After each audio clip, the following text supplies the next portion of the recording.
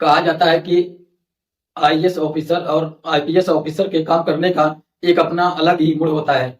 जब उनका मूड खराब होता है तो उनके पास जाने की किसी की हिम्मत भी नहीं पड़ती, और जब उनका अच्छा मूड होता है तभी उनसे काम लिया जाता है। आज की कहानी जो मैं आपको सुनाने जा रहा हूँ, इस कहानी में कुछ ऐसा ही होता है।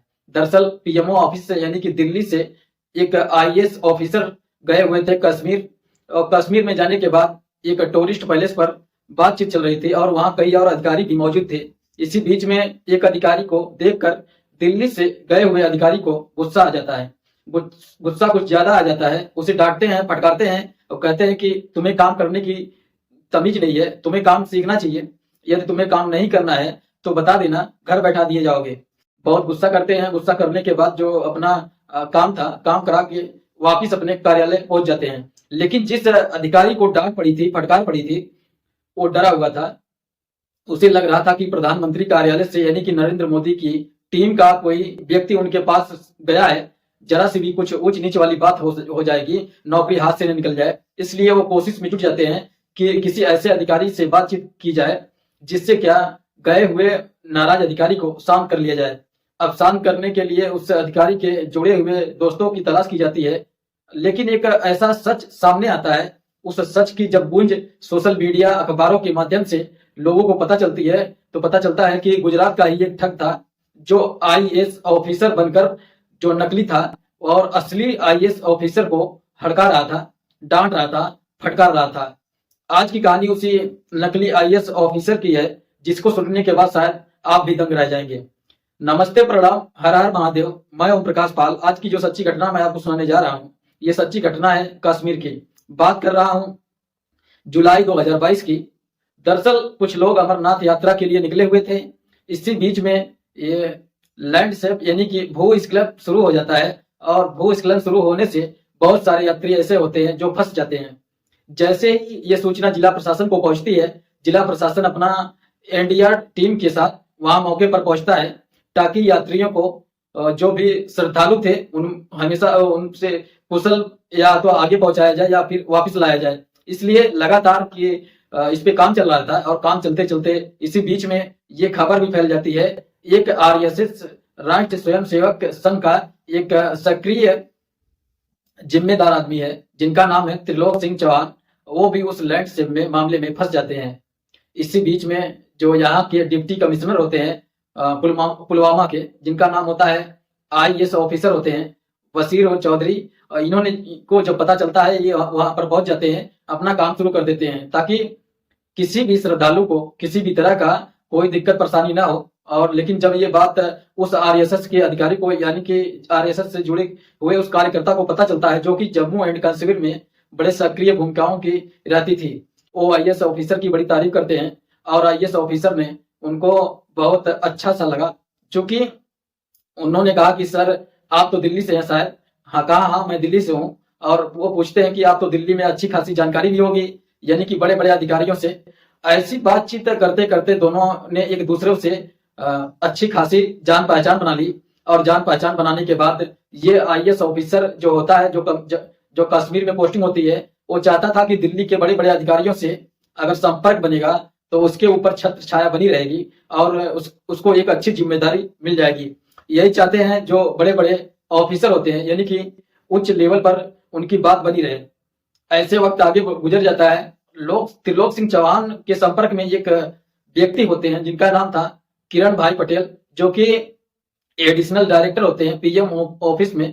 और ऐसे बातचीत करते करते इन्होंने जब इस त्रिलोक सिंह चौहान से बातचीत की, और बातचीत करने के बाद किरण भाई पटेल ने तो उन्होंने कहा कि मुझे कश्मीर में ऐसे अधिकारी का नंबर चाहिए जिससे कि मैं उससे बातचीत कर सकूं। बस सोने पे सुहागा हो जाता है, यानी कि आईएएस ऑफिसर दिल्ली की किसी अधिकारी से बातचीत करना चाहता था और माध्यम बन जाती है त्रिलोक सिंह चौहान। बातचीत करते हैं, कहते हैं ठीक है। बातचीत यानी कि यहाँ से ये मैसेज करते हैं। मैसेज करने के बाद कहते हैं कि भाई मैं ऑफिशियल काम से मैं प्रधानमंत्री नरेंद्र मोदी के कार्यालय से बात कर रहा हूँ। मेरा नाम किरण भाई पटेल है और मुझे यहाँ आना है, यानी कि कश्मीर जाना था 25, 26, 27 अक्टूबर 2022। ये 3 दिन की यात्रा थी, इनकी पहला भ्रमण था। और वो जैसे डिप्टी कमिश्नर को ये बात पता चलती है, डिप्टी कमिश्नर के पास एक मैसेज पहुंचता है और डिप्टी कमिश्नर एडीजी सुरक्षा को सुरक्षा को उसमें उसको आगे सप्लाई करते हैं, यानी कि एसएसपी और जो सुरक्षा होते हैं उनको उनके पास मैसेज पहुंचता है 25 अक्टूबर 2022 को। जैसे ही एयरपोर्ट पर वो आता है, हवाई जहाज के अंदर किरण भाई पटेल आईएएस ऑफिसर मौजूद होते हैं, और जैसे उसमें से निकलते हैं तो वैसे ही एक मैसेज, एक तख्त लेकर खड़ा हुआ था किरण भाई पटेल जो आईएएस ऑफिसर हैं उनके लिए। बाहर जाकर देखा जाता है तो Z+ सिक्योरिटी थी, 12 लगभग जवान पुलिस सुरक्षा में लगे हुए थे। एक ब्लैक एक जैसे ही अधिकारी पहुंचता है, अधिकारी जाने के बाद यहाँ से सीधे गाड़ी जाती है श्रीनगर का जो एक 5 स्टार होटल होता है। 5 स्टार होटल, इनके साथ इनकी पत्नी होती है, 2 बेटियां होती हैं। ये अपने चले जाते हैं सीधा 5 स्टार होटल के कमरा नंबर 11 नंबर 7 में जाकर वहां ठहरने के बाद और नेताओं से भी मुलाकात होती है जो बीजेपी के नेता होते हैं, साथ ही ऑफिसरों से भी मीटिंग होती है और स्थानीय पत्रकार भी आ जाते हैं। और मीटिंग होने के बाद अगले दिन अखबार में, जो लोकल के अखबार थे, वहां पर यह खबर प्रकाशित होती है। और इसके बाद इन्होंने जो भी अपना एक टाइमिंग था, यानी कि 25 तारीख से लेकर और 25, 26, 27 की 3 दिन की वहां आसपास की जो भी इलाका था घूमते हैं और अपने बच्चों को भी अच्छी अच्छी जगह पर घुमाया जाता है। इसके बाद यहाँ से 27 अक्टूबर 2022 को ये अपनी फ्लाइट पकड़ते हैं जो कि अहमदाबाद के लिए जाती है। यहाँ से अहमदाबाद के लिए निकल जाते हैं, अहमदाबाद के लिए चले जाते हैं। सब कुछ सामान्य हो जाता है। अधिकारी लोग बड़े सांस में सांस लेते हैं कि कहते हैं कि भाई प्रधानमंत्री कार्यालय से कोई अधिकारी आया था, सकुशल वापस चला गया, इस किसी तरह का कोई बवाल नहीं हुआ, सब कुछ अच्छा हो गया, ये बहुत अच्छी बात है। आपस में एक दूसरे को बधाइयां भी देते हैं और खुश भी होते हैं। इसके बाद नवंबर बीत जाता है, दिसंबर बीत जाता है, जनवरी बीत जाता है। एक बार फिर से मैसेज आता है कि यानी कि ये 6, 7, 8 फरवरी को फिर से आएंगे। अभी इस अधिकारी के आने की जो सूचना मिलती है, उसके बाद जैसे एयरपोर्ट पर ये पहुंचते हैं, इस बार बच्चे साथ नहीं थे, बल्कि उनके साथ एक अमित पांड्या नाम का एक व्यक्ति होता है। वो अमित पांड्या, जिसको बताया जाता है कि गुजरात का जो सीएमओ ऑफिस होता है उसमें सीएम साहब की जो पीआरओ होता है उनका बेटा होता है अमित पांड्या। और इनका मकसद था कि वहां जाकर टूरिज्म बढ़ाना हो, और इसके लिए वो गुलमर्ग है, गुड़गांव है, इस जगह पर घूमते हैं।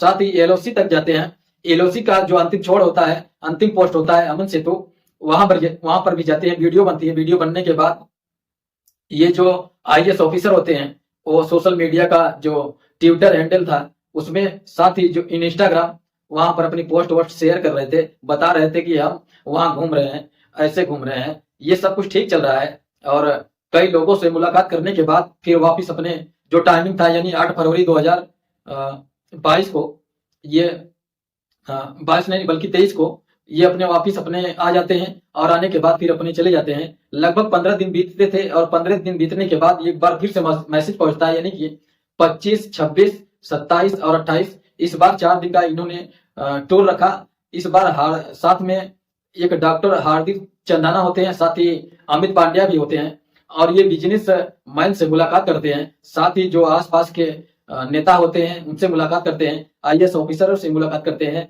इधर उधर जाकर अपनी ये 2-4 मीटिंग भी रखते हैं। 3-4 दिन का इनका टूर होता है। और बड़गांव में ये एक टूरिस्ट पैलेस होता है, वो 2 पथरी, वहां पर ये अपनी मीटिंग ले रहे थे। और वहां पर ये 1-2 आईएएस ऑफिसर भी होते हैं, एक डीसी होता है। डीसी से बातचीत करते हुए इस आईएएस ऑफिसर को गुस्सा आ जाता है और डांटता है, फटकारता है। तो कहता है कि तुम्हें शायद काम करना वरना नहीं आता, और अपना काम करने का तौर तरीका बदल लो, नहीं तो घर बैठ जाओगे। जब इस तरह से डांटा जाता है, फटकारा जाता है, तो अधिकारी थोड़ा सा डर जाता है। इसके बाद वहां से जो डिप्टी कमिश्नर होते हैं, deputy commissioner team Hamid IAS officer होते हैं, उन तक वो बात पहुंचती है। वो खुद घबराए हुए थे कि पीएमओ ऑफिस के अधिकारी को तुम इस तरह से नाराज करोगे तो क्या होगा आगे चलकर, हमारी तो नौकरी खतरे में पड़ जाएगी। इसलिए थोड़ा सा इनके मूड को भी देखा करो, किस तरह के मूड है। अच्छा है तो बातचीत करो, अच्छा मूड नहीं है तो बचने की कोशिश किया करो। इस तरह की बात थी। और वक्त ऐसे ही आगे बढ़ रहा था, लेकिन डर बना हुआ था कि कहीं ऐसा ना हो कि पूरा का पूरा स्टाफ ही सस्पेंड हो जाए, किसी का तबादला हो जाए और कुछ यहाँ से कोई बात हो जाए। तभी फखरुद्दीन हामिद आईएएस ऑफिसर जो होते हैं वो थोड़े से घबराए हुए थे। उन्होंने कहा कि यार मुझे पता करना चाहिए, और इसके लिए इन्होंने जो सीआईडी होती है उनसे बातचीत करते हैं। इसी बीच में एक सूचना मिलती है कि जो इन्होंने सुरक्षा दी हुई थी, जो जैमर वाली गाड़ी दी हुई थी, एक गाड़ी से काम नहीं चलेगा, बल्कि एक गाड़ी और बढ़ाई जाए। तो सीआईडी ने अपनी तरफ से पीएमओ ऑफिस को फोन किया और पीएमओ ऑफिस को फोन करने के बाद कहा कि आपकी विभाग से जो एक आईएएस ऑफिसर यहाँ पर आते हैं, उनके लिए हमने एक जैमर गाड़ी तो लगाई हुई है, लेकिन हमारे पास दूसरी गाड़ी नहीं है। वो 2 गाड़ी की डिमांड करते हैं। साथ ही जो ये फखरुद्दीन हामिद आईएएस ऑफिसर होते हैं, इन्होंने वेबसाइट पर एक खंगालना शुरू कर दिया कि ये जो आईएएस ऑफिसर ने एडिशनल डायरेक्टर अपने आप को बता रहे हैं, उनकी पोस्टिंग कहाँ पर है, कौन सी बैच के हैं, इस तरह की जानकारी जुटाने की कोशिश कर रहे थे ताकि उनके संपर्क में बैच के अधिकारियों से बातचीत करके उन मामले को रफा दफा कर लिया जाए। कुछ इस तरह की कोशिश थी, ऐसा मीडिया रिपोर्ट में कहा जाता है। लेकिन जब वेबसाइट खंगाली जाती है तो इस नाम का कोई अधिकारी था ही नहीं। थोड़ी परेशानी हो जाती है। अब सीआईडी ने पीएमओ ऑफिस को संपर्क भी किया था और पीएमओ ऑफिस का संपर्क किया तो वहां से जानकारी मिलती है कि इस नाम का कोई अधिकारी नहीं है। अब यहाँ पर हड़कंप मच जाता है। अब हड़कंप मच जाता है तो बहुत ज्यादा परेशान हो जाते हैं कि जिसने 3-4 यात्राएं कर ली हैं, ये पूरे कश्मीर के अलग अलग हिस्सों में घुमाया गया है, पत्रकारों से मीटिंग हुई है और नेताओं से मीटिंग हुई है, हर व्यक्ति से मिल रहा है, बिजनेस बढ़ाने की बात करता है, टूरिज्म बढ़ाने की बात करता है। आखिरकार वो अगर ओरिजिनल आईएएस ऑफिसर नहीं है तो कौन है, उसके बारे में जब पता करने की कोशिश कर रहे थे तो इन अधिकारियों ने हड़कंप मच जाता है। इसी बीच में कुछ उसकी सोशल साइट को देखा जाता है और चेक किया जाता है तो पता चलता है कि उसने पीएचडी कर रखी है कॉमनवेल्थ यूनिवर्सिटी वर्जीनिया से। साथ ही उसने एमबीए भी किया हुआ है, एमटेक भी किया हुआ है। ये कंप्यूटर में भी बड़ा थिंकर है, यानी कि विचारक है, रणनीतिकारक है और विश्लेषक कैंपस भी चलाता है। इतनी सारी जानकारियां उसके बारे में लिखी हुई थी। अब इन्हें अधिकारी ने बस पता करने की कोशिश कर रहे थे कि इसके बारे में ज्यादा जानकारी मिल नहीं रही थी। इसी बीच में एक फोन आता है, जो आईएएस ऑफिसर हैं वो फिर से उनका टूर लगने वाला है। यानी कि इस बार का जो टूर की तारीख थी 2 मार्च 2023 की तारीख थी। तो जैसे ही आईएएस ऑफिसर फखरुद्दीन हामिद को पता चलता है कि ये तो जा चुके थे, ये अधिकारी ओरिजिनल नहीं है और पीएम ऑफिस से नहीं है, कहीं ऐसा तो नहीं है पाकिस्तान का कोई जासूस तो नहीं है, ऐसा तो नहीं है कोई टेररिस्ट तो नहीं है। अब यहाँ कश्मीर के जो अधिकारी थे हड़कंप मच जाता है और इंतजार कर रहे थे कि इसको इधर उधर न जाकर इसको 2 तारीख यानी 2 मार्च को आने वाला है। तो एयरपोर्ट पर जैसे हर बार पिछले 4 बार में जो सुरक्षा के लिए Z+ सिक्योरिटी लगती थी, गाड़ियां लगती थी, ठीक वैसे ही इस बार भी जाकर एयरपोर्ट पर श्रीनगर के गाड़ी का इंतजार कर रही थी। और ये 2 मार्च को पहुंच जाते हैं। जैसे पहुंचते हैं, पहुंचने के बाद गाड़ी में बैठते हैं और ये 5 स्टार होटल में इनका पहुंचाया जाता है। अपने कमरे में थे और जब इनसे पूछताछ की जाती थी तब ये सकमका जाते हैं। आईएएस ऑफिसर जो अपने आप को बता रहा था वो फर्जी आईएएस ऑफिसर था। अब वो फंस चुका था बहुत बुरी तरह से। इसी बीच में वो कहता है कि मुझे टॉयलेट आ रहा है, मैं टॉयलेट करने जा सकता हूँ। इससे इन लोगों को डर लग जाता है कहीं ऐसा ना हो टॉयलेट में जाकर कुछ ये उल्टा सीधा कर बैठे। वो कहते हैं कि दरवाजा खोल कर रखना, हम देखते रहेंगे। जैसे ही दरवाजा खोलने की बात थी वो अंदर जाता है। अंदर जाने के बाद टॉयलेट में कुछ कर रहा था, लेकिन अपने जेब से निकाल कर कुछ कागजों को डिस्टोर्स करने की कोशिश कर रहा था। और इसी बीच में उसके हाथ से कुछ कागज छीने जाते हैं। तो उसके पास पीएमओ ऑफिस का एक विजिटिंग कार्ड भी होता है जो अपने खुद से बनाया हुआ था, लिखा हुआ था एडिशनल डायरेक्टर आईएएस ऑफिसर बताया था अपने आप को। बस यहीं से उन लोगों की आंखें खुल जाती है, उनको पकड़ा जाता है, गिरफ्तार किया जाता है। गिरफ्तार करने के बाद उससे पूछताछ शुरू हो जाती है और उसके बारे में जब जानकारी जुटाई जाती है तो पता चलता है कि गुजरात प्रदेश का एक शहर है अहमदाबाद, और अहमदाबाद का ही एक तहसील है दसकोई तहसील, उसका एक गांव लगता है नाच। ये नाच गांव का रहने वाला होता है। साथ ही अहमदाबाद के सिंधु भवन में इसका अपना खुद का बंगला है और पैसे वाला आदमी है। मर्सिडीज गाड़ी और BMW जैसी गाड़ियां भी थी। इसके बारे में और पता किया जाता है तो स्थानीय मीडिया से या फिर वहां के लोकल के लोगों से पता चलता है कि बीजेपी का लीडर है, इसको बीजेपी के लिए लीडर के रूप में जाने जाते हैं। मैंने भी इतने दिनों के बाद इससे 1 साल के आस इस कहानी को हो चुके हैं, यानी कि साल 2024 में कहानी सुना रहा हूँ। साल 2000 कहानी की ये कहानी है। जो ट्विटर हैंडल था उसको भी देखा, उसमें बहुत सारे ऐसे फोटोग्राफ्स हैं जो इसने गुजरात के सरकार के लिए नरेंद्र मोदी के फोटो इसने शेयर भी कर रखे हैं। कुछ फोटोग्राफ्स हटाए भी गए थे, बड़े बड़े नेताओं के साथ इसके फोटो भी बताए जाते थे, लेकिन फिलहाल इसके फोटो नहीं थे। इंस्टाग्राम पर इसकी वो वाली वीडियो आज भी पड़ी हुई है। एक सुरक्षा के घेरे में ये व्यक्ति है और सुरक्षा घेरे में होने के बावजूद सीआरपीएफ के जवान हैं जो एसएसबी और सशस्त्र सीमा बल्कि जो जवान थे उनके बीच में इन गन के साथ ये मौजूद है और इसने जो अपने आप को भगवान बनाया हुआ था, एकदम ऑफिसर की तरह बनाया हुआ था, उसके बारे में पता चलता है तो ये तो कोई ऑफिसर नहीं है। इसके हालांकि बीबी ने दावा किया है कि जो सुरक्षा मिली हुई थी इसको नहीं थी, बल्कि नेताओं को मिली हुई थी। अगर नेताओं को सुरक्षा मिली हुई थी तो फिर ये जो सुरक्षा, यानी कि जो इसने वीडियो फोटोग्राफ्स डाले हुए थे उसमें कहीं कोई नेता नहीं दिख रहा है, बल्कि ये खुद ही भी दिख रहा है। फिलहाल पुलिस इस मामले की जांच पड़ताल में कर रही है। इस मामले को दबाने की बहुत कोशिश की गई थी ताकि ये मामला सामने ना आ सके, क्योंकि इससे IAS officer, IPS officer, Kashmir के बड़े बड़े अधिकारियों के फजीहत हो सकती है। दबाने की कोशिश की, लेकिन जब मामला कोर्ट जाता है वहां से ये कहानी वायरल हो जाती है। 16 मार्च 2023 को इतनी वायरल होती है कि लोगों के मोबाइलों में और ट्विटर हैंडल पर ट्रेंड करने लगता है, यानी कि एक नकली, एक फर्जी आईएएस अधिकारी असली आईएएस अधिकारियों के किस तरह से बेवकूफ बनाकर चला गया है। दोस्तों, इस पूरे घटनाक्रम को सुनाने का उद्देश्य किसी को परेशान करना नहीं है, किसी का दिल दुखाना नहीं है, बल्कि आपको जागरूक करना है, आपको सचेत करना है। और जहां भी रहे सुरक्षित रहें। जय हिंद, जय भारत।